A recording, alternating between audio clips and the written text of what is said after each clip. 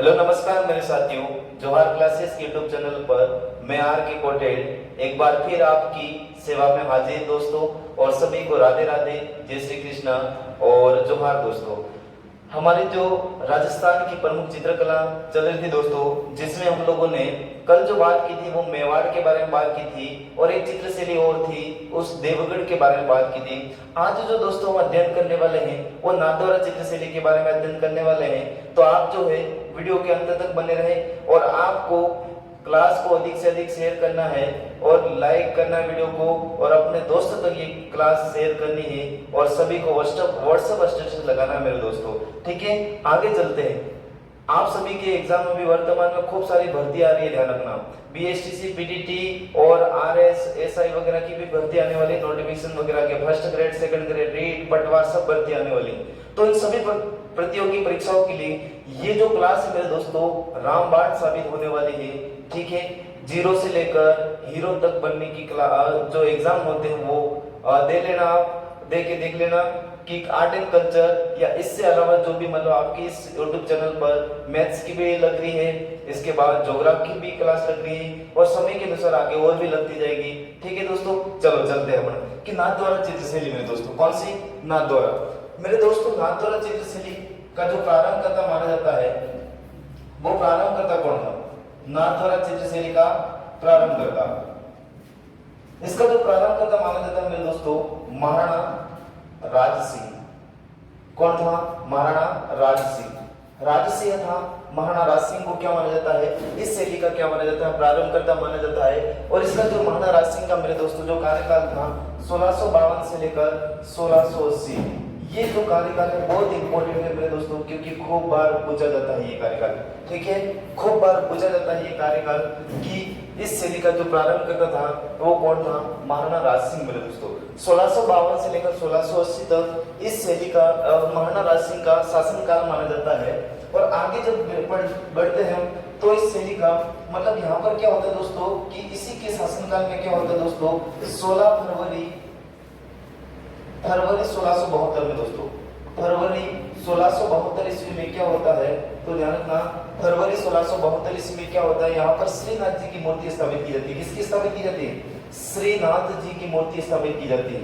श्रीनाथ जी की मूर्ति स्थापित की जाती है मेरे दोस्तों, मूर्ति स्थापित की जाती है। मेरे दोस्तों आप लोग जब हिस्ट्री पढ़ते हो तब आप लोगों को पता होगा कि ये जो मूर्ति राजस्थान के अंदर कहाँ से आई? मथुरा क्षेत्र वृंदावन से आई थी।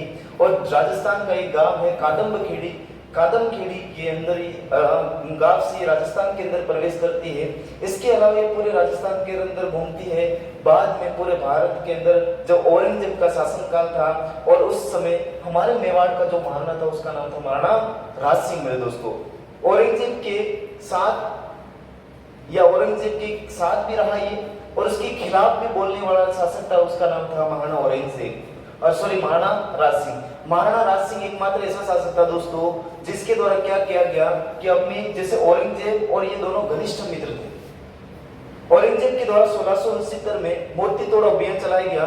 उस समय इसने अपनी दोस्ती को तोड़ दिया दोस्तों और तोड़ने के बाद वृंदावन से जो मूर्ति लेकर आए थे दो व्यक्ति बाद में यहाँ पर स्थापित करवाए। ध्यान रखना कहाँ पर? नाथद्वारा में। इससे पहले इस श्रीनाथ जी यहाँ पर जो स्थापित करवाए इसका श्रीनाथ जी नाथद्वारा का जो प्राचीन नाम था मेरे दोस्तों, नाथद्वारा का प्राचीन नाम था, उसका नाम क्या था? सियाड़। क्या नाम था? सियाड़। इस सियाड़ गांव में मूर्ति स्थापित करवाई। कौन से गांव में? सियाड़ गांव में मूर्ति स्थापित करवाई। और सियाड़ गांव में मूर्ति स्थापित करवाने के बाद इस जो सियाड़ गांव का नाम क्या बदल गया तो ध्यान रखना श्रीनाथ जी के नाम पर क्या हो गया मेरे दोस्तों? नाथद्वारा। क्या हो गया मेरे दोस्तों? नाथद्वारा।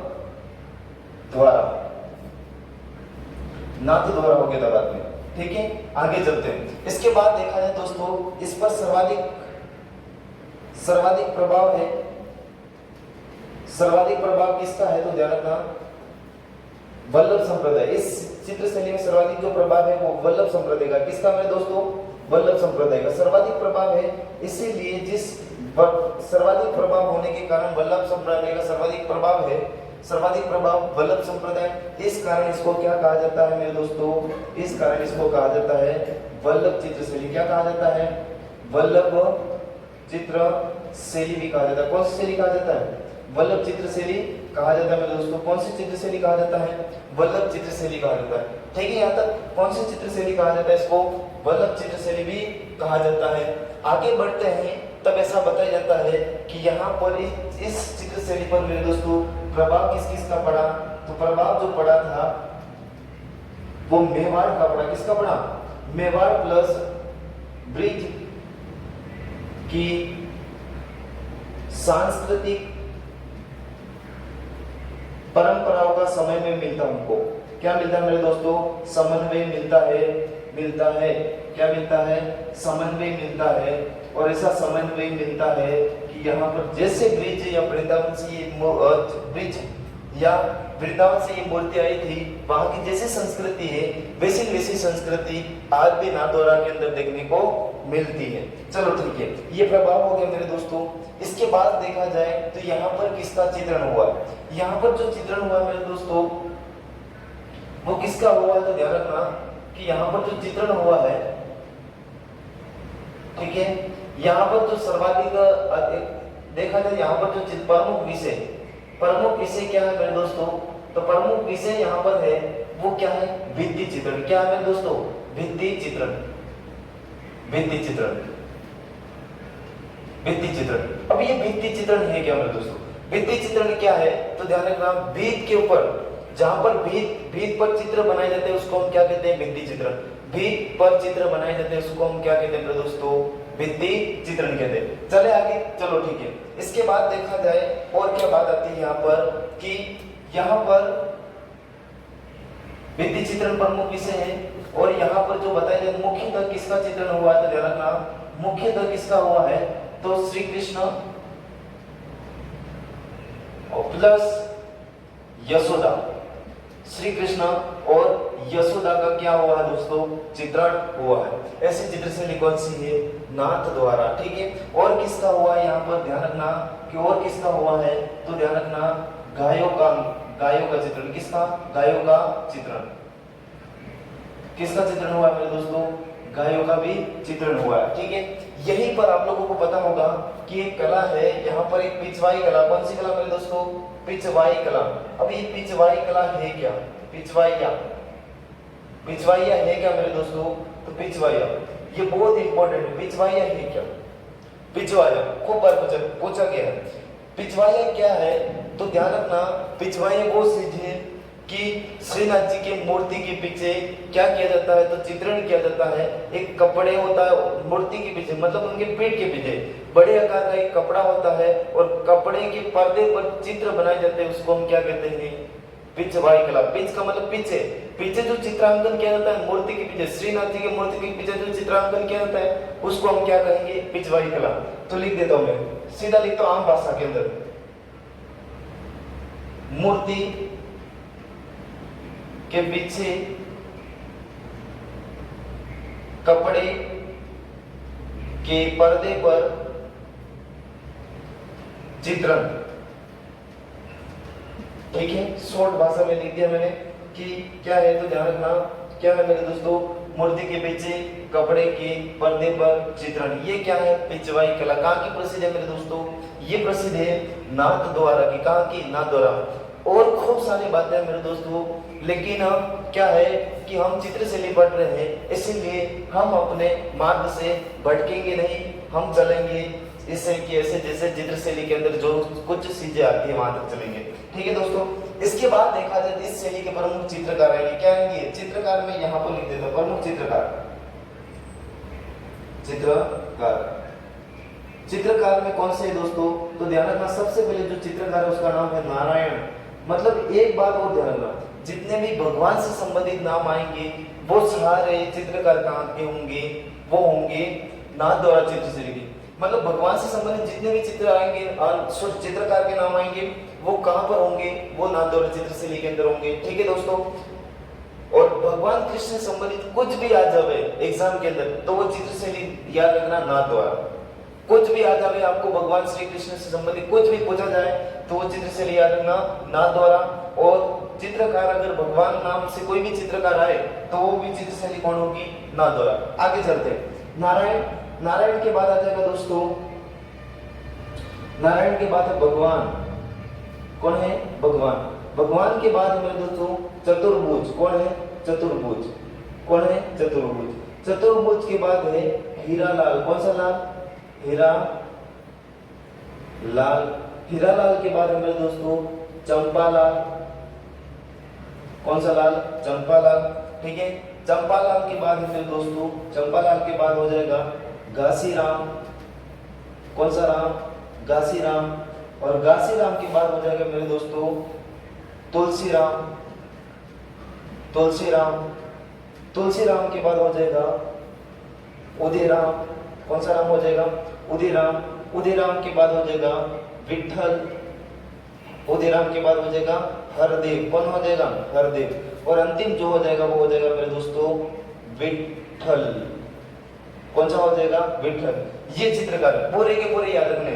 ठीक है, नंबर 1 पर कौन सा है? नारायण। नंबर 2 पर कौन सा है? भगवान। नंबर 3 पर कौन सा है?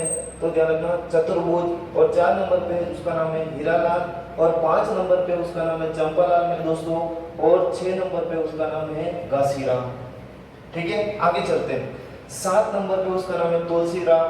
और 8 नंबर पे उसका नाम है मेरे दोस्तों उदयराम। और 9 नंबर पे उसका नाम है हरदेव। और 10 नंबर पे उसका नाम है विठल। 10 के 10 चित्रकार मैंने लिख दिए। ठीक है, आप सोच रहे होंगे इतना याद कैसे रहता है? ठीक है, धोली रातों को खूब बार मैंने काली की है, ध्यान रखना। ठीक है, जो धोली रातें होती है उनको मैंने खूब बार काली रातें देखी है। जिंदगी में खूब सारी काली रातें देखी। आप धोली रात ही देखते हो, काली रात भी देखो कभी। काली को धोली करो, मतलब कहने का मतलब ये है कि रात को बैठो और सुबह हो जावे। तो कौन सी रात, कौन सी हो जाएगी? रात को धोली रात हो जाएगी, हमारे लिए दिन हो जाएगा। ठीक है, वागड़ी में बोला काली रात धोली रात, समझ जाओगे? चलो आगे चलते हैं, याद रखना। ये सारी बातें मेरे दोस्तों एक बार इसको आप देख लो, और छोटी मोटी बातें मैं और बता दूं। ठीक है, एक बार इसको और देख लो, तब तक स्क्रीनशॉट वगैरह लेना है तो ले लो।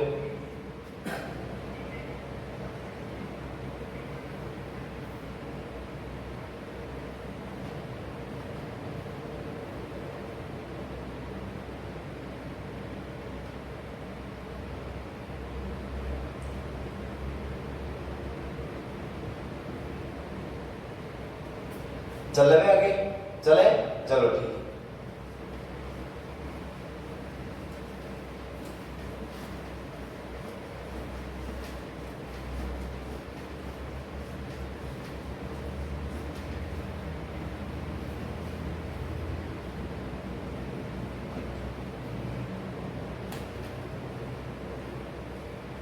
अब देखो दोस्तों, अब हम महिला चित्रण। यहाँ पर महिला चित्रण क्या हुआ? महिला चित्रण प्रमुख विशेषता। ठीक है, महिला चित्रण की विशेषता, महिला चित्रण की विशेषता। ओनली फॉर महिला चित्रण ही लिख दो तो भी चल जाएगा। आपका महिला चित्रण, कौन सा चित्रण है दोस्तों? महिला चित्रण। महिला चित्रण, ठीक है। महिला कैसी है? बूढ़ी। कैसी है? बूढ़ी। बूढ़ी का मतलब हम क्या लिखेंगे? प्रौढ़ता। क्या लिख सकते हैं उसको? प्रौढ़ता। याद रखने के लिए मैं बता रहा हूँ, कोई बूढ़ी बॉडी है ओनली फॉर याद रखने के लिए। ये सब नहीं, सर रेस्पेक्ट नहीं करते। रेस्पेक्ट सब कुछ सब करता हूँ मैं, सब की करता हूँ, लेकिन हमको याद करना है। महिला कैसी है?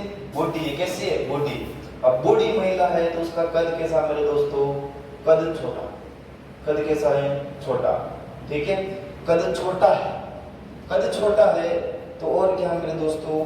तो ध्यान रखना, कद छोटा है तो नाक में क्या है? नथ, मोती। बूढ़ी महिला तो नथ वगैरह पहन के ही रखती है कि नहीं रखती? कहते नहीं, नौकरा में काटो तो जूझे नौकरों बुसु बुसु लागे। बड़े बुजुर्ग लोग कहते कि नहीं कहते कि नौकरे में नौकरा में काटो तो जूझे, काटो नहीं नौकरों बुसु बुसु लागे। इसीलिए बूढ़ी महिला उसके नाक में क्या? नथ, मोती। क्या मेरे दोस्तों? नथ, मोती, ध्यान रखना। इसके बाद देखा जाए तो गले में क्या पहना हुआ है? अंतिम धाम पर है। अंतिम धाम पर बूढ़ी होगी, इसलिए क्या पहना? मंगलसूत्र पहने हुए। क्या पहने हुए मेरे दोस्त? मंगलसूत्र पहने हुए। ठीक है, इसके बाद नंबर 5 पर क्या है? तो ध्यान रखना, नंबर 5 पर क्या है? तो कैसा भाव लिए चेहरा है? तो ध्यान रखना, एक बात और लिख देना कि तिरछी, तिरछी व चकोर के समान आंखें। तिरछी व चकोर के समान कैसी मेरे दोस्तों? आंखें। अब देखो इसको याद कैसे करना है, इधर देखो। महिला कैसी है? बूढ़ी है। बूढ़ी महिला, महिला का कद कैसा होता है? छोटा होता है। जब बूढ़ी महिला होती है उसके नाक में क्या होती है? नथ होती है। और बूढ़ी महिला ही क्या पहनती है मेरे दोस्तों? मंगलसूत्र। और बूढ़ी महिला ही डेरी डेरी देखती, डेरी डेरी कैसी? डेरी डेरी, बहुत चालाक होती है, इसीलिए चकोर की समान आंखें, याद रहेगा? तिरछी, तिरछी आंखों से देखने वाली। तुमको तो कोई और देखती होगी, यहाँ पर बूढ़ी को देखना है। बूढ़ी आपको देख रही, याद करना ऐसे करके, ये कोई मजाक मस्ती नहीं, ध्यान रखना। ये जो विशेषता है किसकी? महिला चित्रण की विशेषता किस शैली की है? नाथ द्वारा चली गई। ठीक है, आगे चलते हैं मेरे दोस्तों। एक चित्र शैली और है जिसका नाम है चावण। जानते होंगे चावण शैली। कौन सी मेरे दोस्तों? चावण शैली। चावण शैली कौन सी शैली? चावण। चावण वर्तमान में कहां पर है? सरोवर के अंदर। गांठ बांध के रखना, ठीक है? गांठ बांध लोगे ना, गांठ बांध के रखना। सरोवर के अंदर कहां पर है? सरोवर। एक बात ध्यान रखना, चावण चित्र शैली उस टाइम से अपने अस्तित्व में आई मेरे दोस्तों जब महाराणा प्रताप के द्वारा 1574 ईस्वी में हल्दी घाटी का युद्ध हार जाते हैं और हार कर कुंभलगढ़ आते हैं। कुंभलगढ़ पर 3 बार आक्रमण होते हैं। आक्रमण होने के बाद कुंभलगढ़ को छोड़कर वो कहां चले जाते हैं? चावण। चावण जाने के बाद अपने अस्थायी राजधानी बनाते हैं दोस्तों। और कब बनाते हैं? 1585 ईस्वी में। ये खूब बार पूछा गया, खूब बार मतलब खूब बार।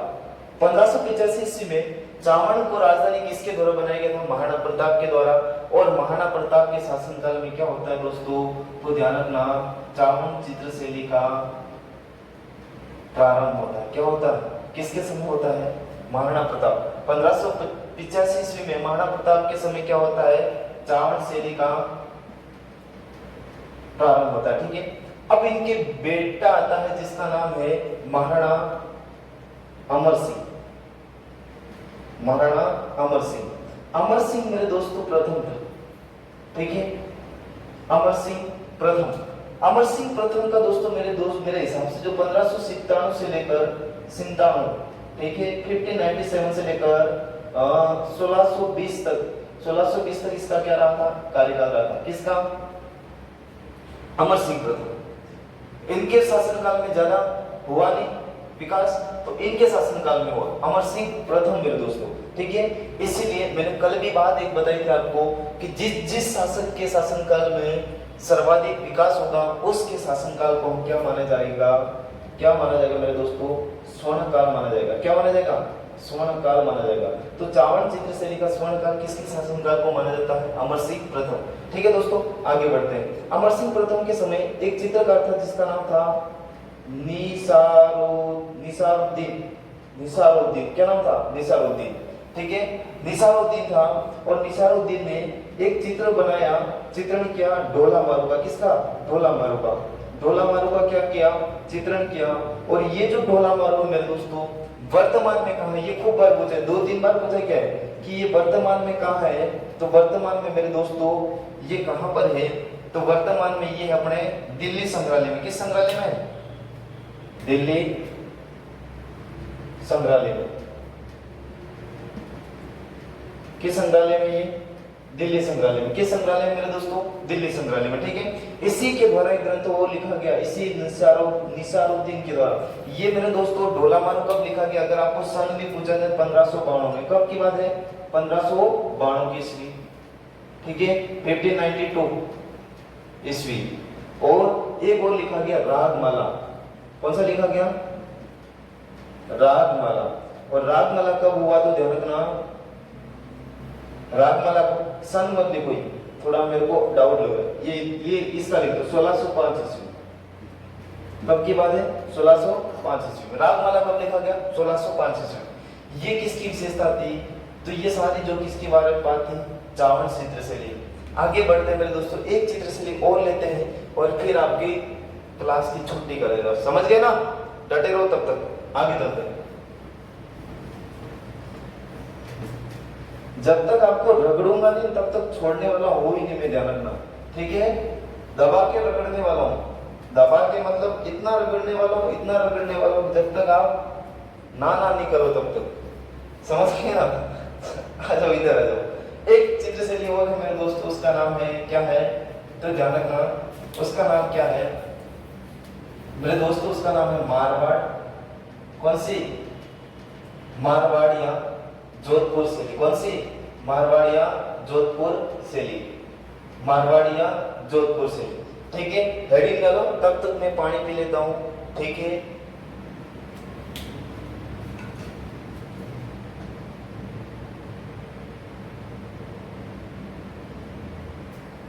ठीक है ना, हो गया? आप भी पी लिया होगा, मैंने भी पी लिया।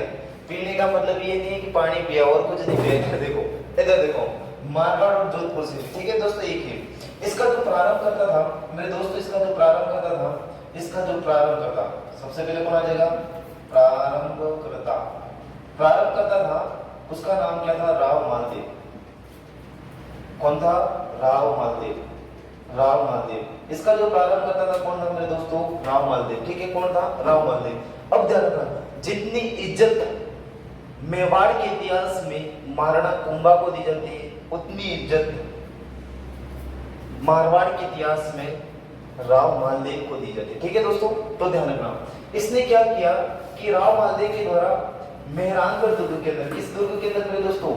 मेहरानगढ़ दुर्ग। मेहरानगढ़ दुर्ग, और मेहरानगढ़ दुर्ग के अंदर एक महल है, जिस महल का नाम क्या है मेरे दोस्तों? चोखेलाव महल। कौन सा महल? चोखेलाव महल। और इस चोखेलाव महल के अंदर मेरे दोस्तों इसने क्या करवाया, तो ध्यान रखना, इस चोखेलाव महल के अंदर एक काम करवाया कि इसके अंदर दो चित्र बनवाए। कितने चित्र बनवाए? दो चित्र बनवाए। एक चित्र बनवाया राम रावण युद्ध का, राम रावण युद्ध का चित्र, युद्ध का चित्र बनवाया। ठीक है, युद्ध का चित्र। एक किसका बनवाया? सप्तशती का। किसका बना मेरे दोस्तों? सप्तशती का, सप्तशती का चित्र क्या करवाया? सप्तशती का चित्र। ये नंबर 2 का है। ठीक है दोस्तों, और ये नंबर 1 का है, 1 नंबर का चित्र है। दो चित्र बनवाए। राव मालदेव को प्रारंभ करता माना जाता है, और राव मालदेव ने मेहरानगढ़ दुर्ग के अंदर मेरे दोस्तों चोखेलाव महल के अंदर क्या बनवाए? राम रावण युद्ध का चित्र और सप्तशती का चित्र। मैंने ये क्यों लिखा? क्योंकि ये दोनों क्या है दोस्तों? दोनों मारवाड़ शैली के प्रारंभिक चित्र। तो ये हमारी बात बहुत इंपॉर्टेंट हो जाती है। इंपॉर्टेंट होती है कि नहीं होती है? हो जाती है ना, क्यों नहीं होती? हो जाती है।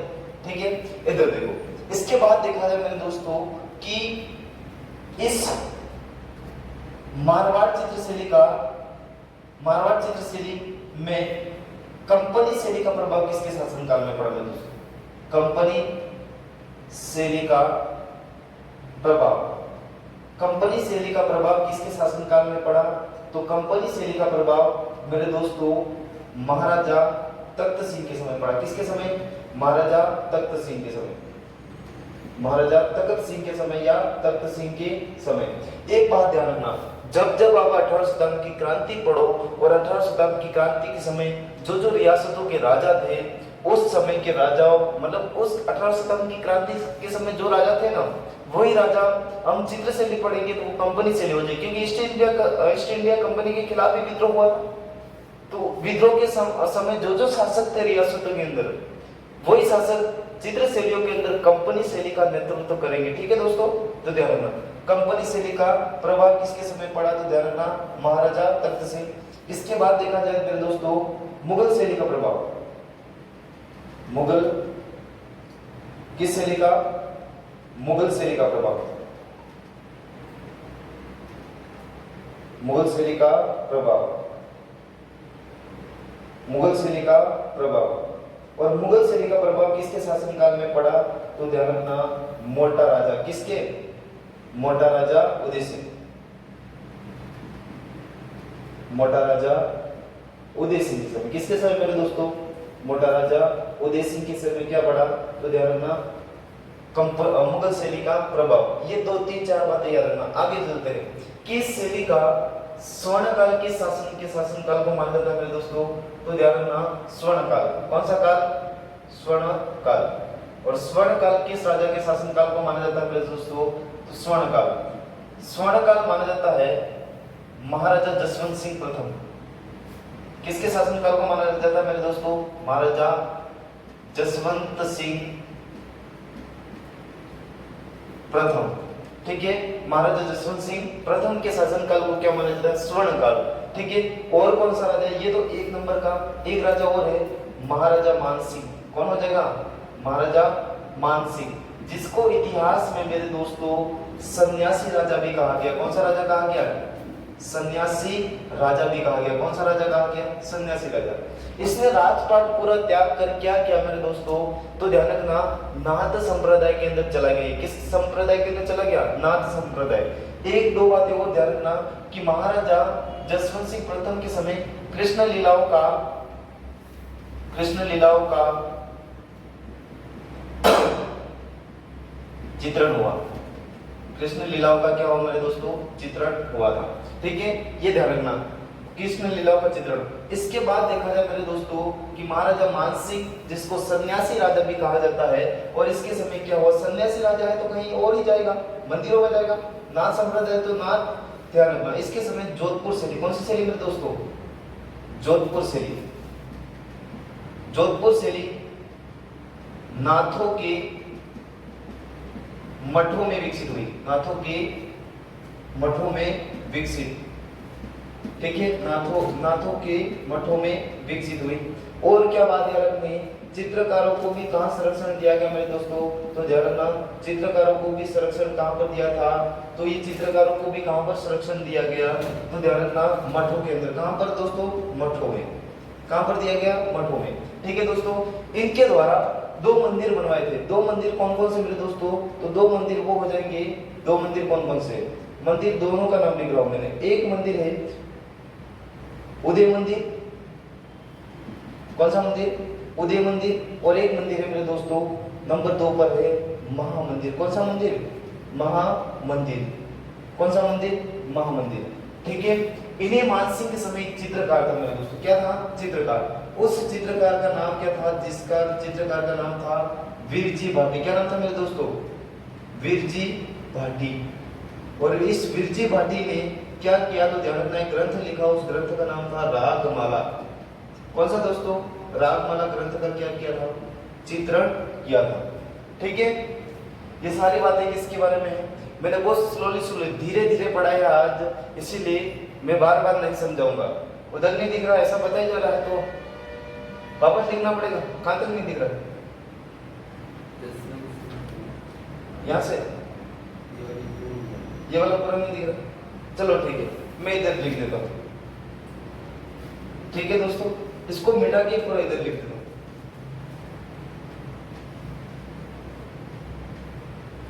इसको भी मिटा देता हूं यहां तक।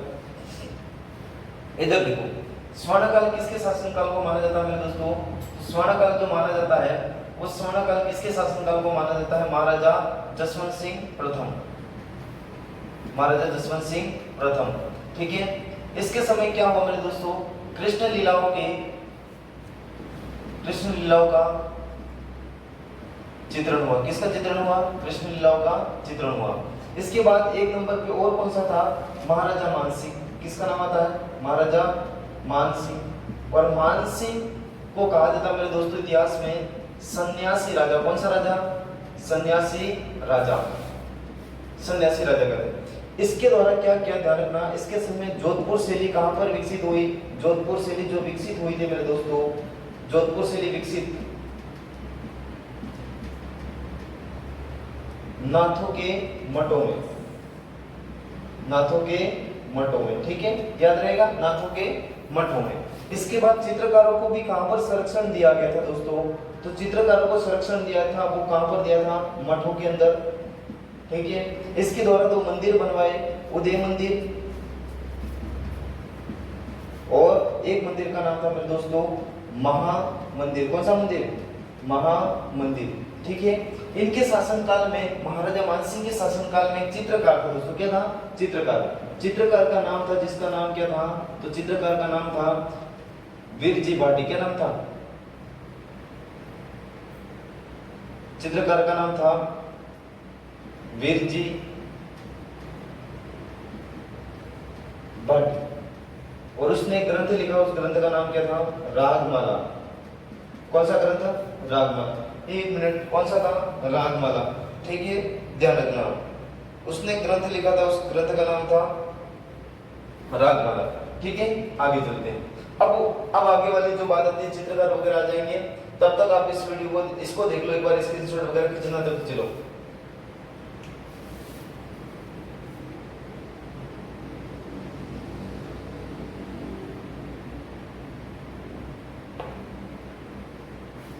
बैठा देवे, चलो।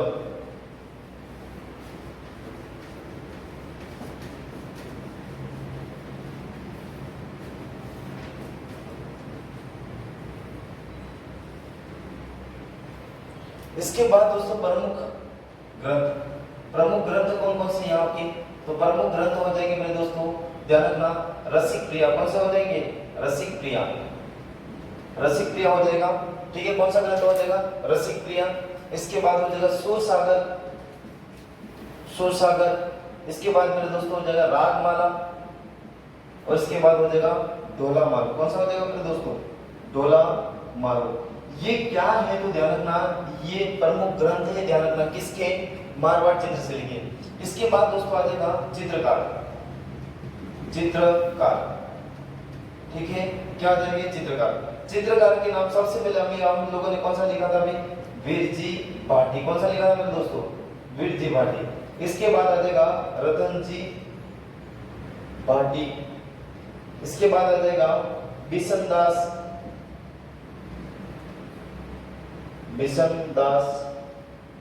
इसके बाद आ जाएगा मेरे दोस्तों शिवदास। इसके बाद आ जाएगा मेरे दोस्तों अमरदास। के बाद आ जाएगा मेरे दोस्तों चांद तैयब, और इसके बाद आ जाएगा फतेह मोहम्मद।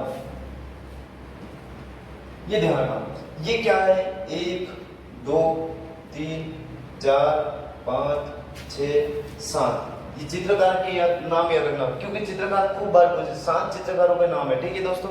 इसके बाद देखा जाए कि यहाँ पर चित्रण किसका हुआ? चित्रशैली के अंदर चित्रण किसका हुआ? वो किसका हुआ? तो ध्यान रखना, अब वो मारवाड़ क्षेत्र के अंदर मरुस्थल है, तो मरुस्थल का चित्रण होगा, किसका होगा? मरुस्थल का, झाड़ियों का, घोड़े का, इनका क्या हुआ दोस्तों? चित्रण हुआ। इसके बाद यहाँ पर मेरे दोस्तों पीले रंग की प्रधानता। किस रंग की प्रधानता है? पीले रंग की प्रधानता। किस रंग की प्रधानता है? पीले रंग की प्रधानता है, ठीक है। मरुस्थल, झाड़ियों, घोड़े और पीले रंग की प्रधानता है। ये सारी जो विशेषता वो किसकी है? तो ध्यान रखना, मारवाड़ चित्रशैली की है मेरे दोस्तों। और आगे एक बात अगर और नोट करनी है आपको, तो ध्यान रखना कि यहाँ के जो आम के वृक्ष भी मिलते हैं, आम के वृक्ष, और यहाँ के जो चित्रण हुआ है उसमें पुरुषों और महिलाओं के जो नेत्र है वो बादाम के समान नेत्र, और राजसी वैभव का